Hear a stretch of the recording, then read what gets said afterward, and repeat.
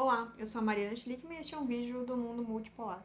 O tema da semana não poderia ser outro por aqui, que é o nascimento das repúblicas populares de Donetsk e Lugansk, desmembradas da Ucrânia e que o jornalista Pepe Escobar apelidou de bebê gêmeas.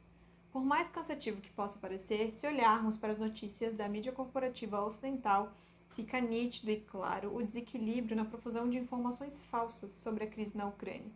Por isso, precisamos apresentar alguns esclarecimentos mais do que necessários. Primeiro, sim, começando bem do começo, com alguns fatos históricos que o próprio Vladimir Putin relembrou em um discurso recente.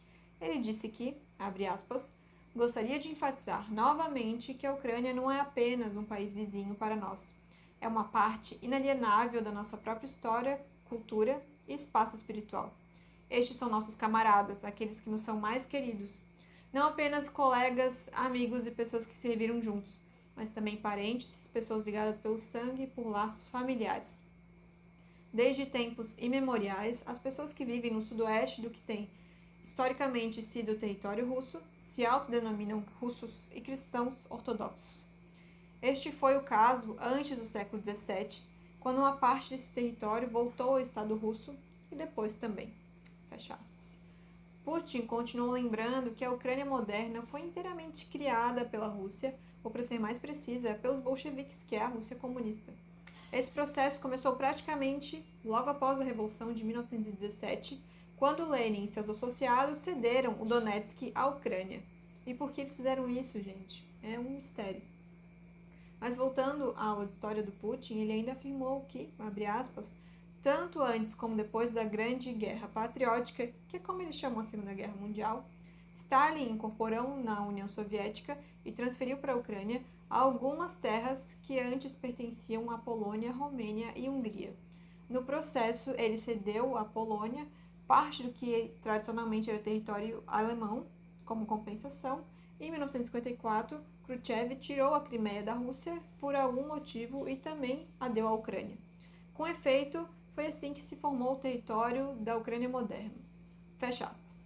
Então, resumindo, gente, a Ucrânia foi criada artificialmente com vários pedacinhos de territórios alheios.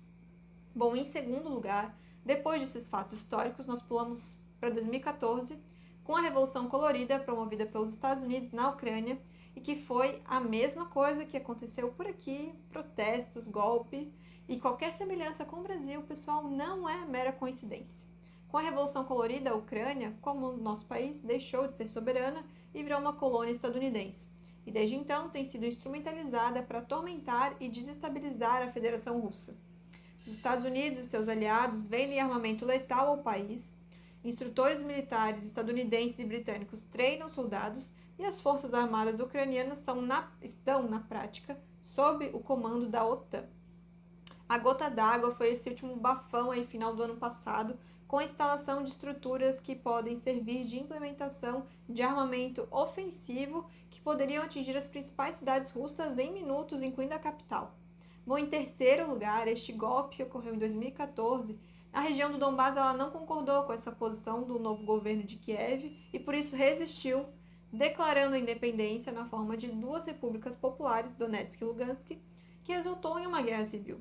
Essa guerra só cessou com os acordos assinados da cidade de Minsk, na Bielorrússia, na qual o governo ucraniano comprometeu-se a reconhecer alguma autonomia para essas regiões.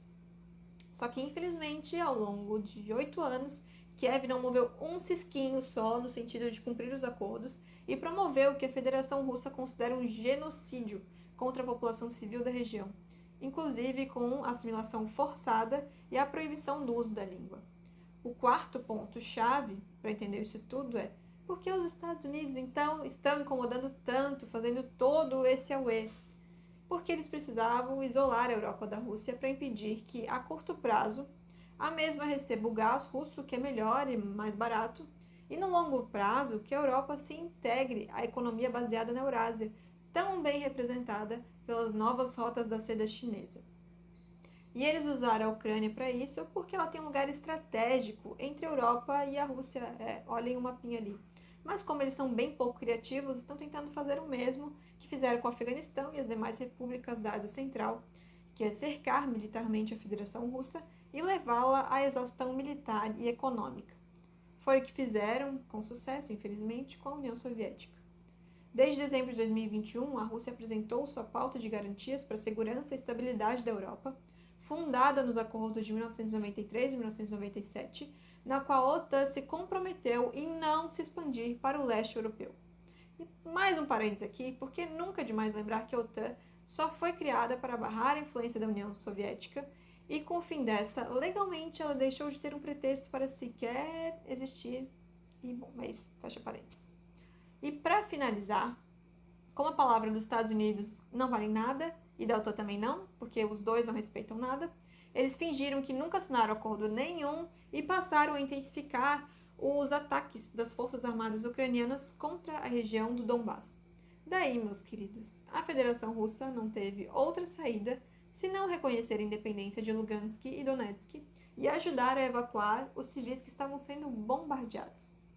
E os russos só levantaram a cabeça e falaram: aqui não mais, acabou a palhaçada, porque estamos em um contexto totalmente novo, na qual a Rússia, a China e todo o sul global podem resistir à dominação política e militar do Ocidente. O imperialismo já foi expulso do Afeganistão, da Argélia, Mali, Etiópia, Nicarágua e Venezuela, e agora vem a resistência a alcançar as suas fronteiras europeias, ali no cangotezinho deles. E é isso, pessoal. É um novo mundo multipolar que acaba de nascer. Sejam muito bem-vindos, sintam-se em casa, fiquem à vontade. Antes de me despedir, peço que vocês curtam, compartilhem, comentem, se engajem aí no vídeo e nas nossas redes sociais. E até semana que vem.